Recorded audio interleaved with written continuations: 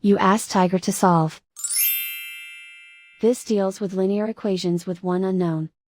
The final result is x equals -3. Let's solve it step by step. Simplify the expression. Simplify the arithmetic. Group all constants on the right side of the equation. Add 8 to both sides.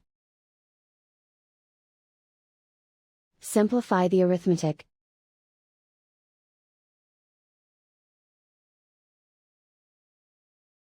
Isolate the x. Divide both sides by 4. Simplify the fraction.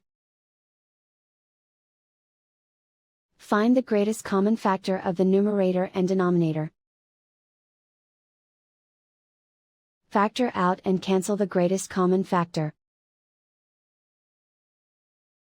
And so the final result is x equals -3.